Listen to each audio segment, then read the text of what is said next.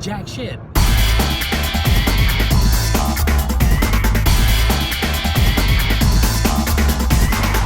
Well, I could squeeze in an appointment, just the last one, and tomorrow I have to go and visit my new house. I'm glad it worked all out.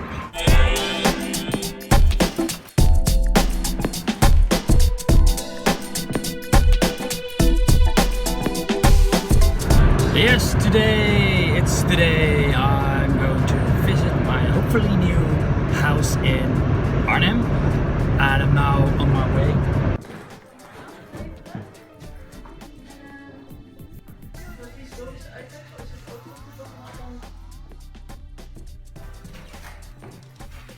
Okay, well, that was interesting. The square meters was alright.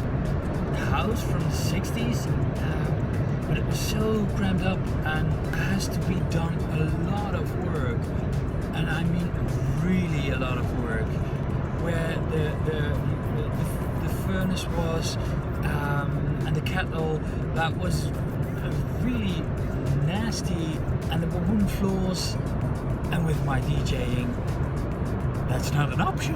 And the way the renting company has delivered this house, and I've no words for that. They didn't do shit, jack shit. So I have to do a couple of months here now in my current home.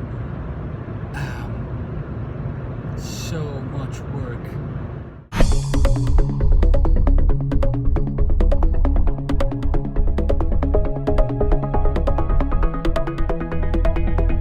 Let's go back to the beginning. No, not that far. I want to talk about the very, very first beginning when you start out producing. What is a plugin? You will hear many producers talk about plugins. Let me explain a little what the software is. Software for making music is called DAW. Digital Audio Workstation. With your DAW you can edit, you can copy, paste, invert, that sort of stuff. But with a plugin you can make good sounding music. For example, you have an organ, a synthesizer, a piano, that are mostly sounds from third-party plugins.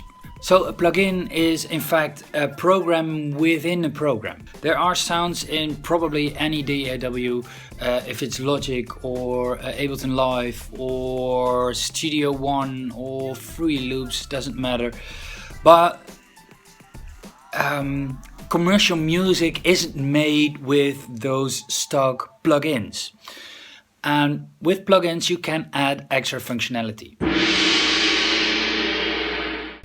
But what is a VST? Well, a VST is a kind of plugin. It's a standard developed by Steinberg.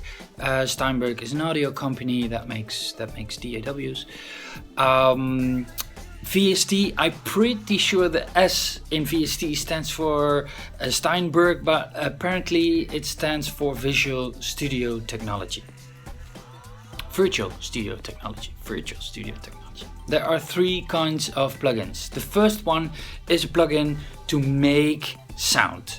So, for example, a trumpet or a piano or a synthesizer, to make noise, to make your music sounds. But there are also plugins to manipulate your music. For example, a compressor that takes the volume up or down accordingly to the settings. Or a plugin to maybe do your EQing, so you can cut off high or low frequencies or make a frequency dip in a certain kind of range. But there are also, and those are not very common, but they are there in probably every DAW. There are MIDI manipulation plugins. MIDI is a standard for making music for instruments. So a keyboard, and I don't mean the keyboard from a computer, but the keyboard where you can make music on, those kind of keyboards work with a MIDI standard, and the older ones have a MIDI plug, and that's a plug with a couple of pins.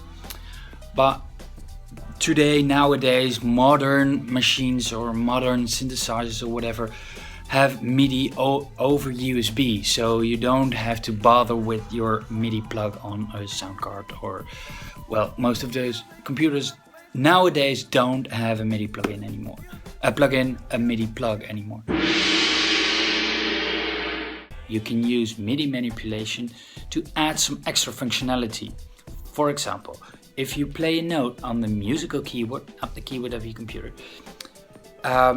when you play a C, you can make it to a C chord. The computer completes that chord for you. There is also an arpeggiator.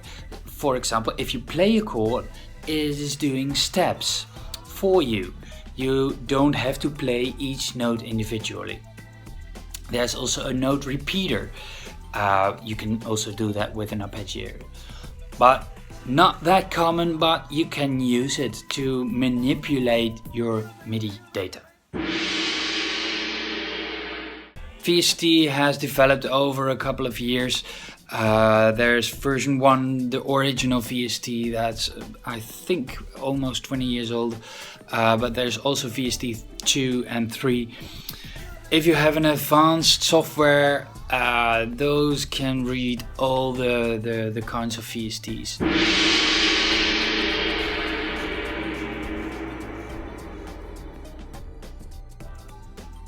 Not all software accepts the same kind of plugins. VST plugins, for example, aren't supported by Pro Tools. Pro Tools is one of the biggest softwares out there. If you walk in a professional studio, Pro Tools is there. Pro Tools uses AAX plugins, and Logic uses the Apple Audio Units plugins. Most of the time, when you hear the term VST, it stands for plugin, and most of the time they also mean AAX for Pro Tools, or AU, dus AU for Logic, or other Apple software, like for example Final Cut Pro. Most plugins nowadays, when you buy them, they have 2 or 3 different versions. So a VST version, AAX version for Pro Tools, and a AU audio unit for Logic. What are useful plugins? What are the most famous? Well, there are a couple. Very famous are the plugins of FabFilter, mostly Pro EQ, or Pro Q they call it. It's an equalizer, it's very common used. Isotope is another effects plugin, or more than one plugin. For making music silent, for example. Serum, for example.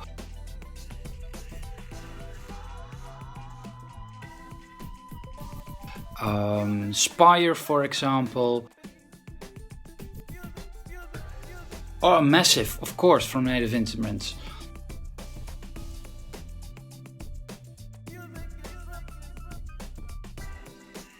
Another plugin is Kick, that's very useful. You can make kicks in every key you want. You can shape it, you can make it longer or long bass, you can manipulate clicks on the upper side of the kick. Another useful plugin is LFO Tool to make the pumping effect for the side chaining. So you can make a dip in the volume of the music for every kick or whatever you want. So you don't need a ghost kick. If you don't know what a ghost kick is, that's a kick that is not you don't hear a kick, but it is there, so you can use the pumping effect. So you make a MIDI file with the kicks, but you don't hear the kicks, but you can use it as a sidechain for that pumping effect. So that concludes this vlog. I hope to see you next time. Thank you for watching and bye.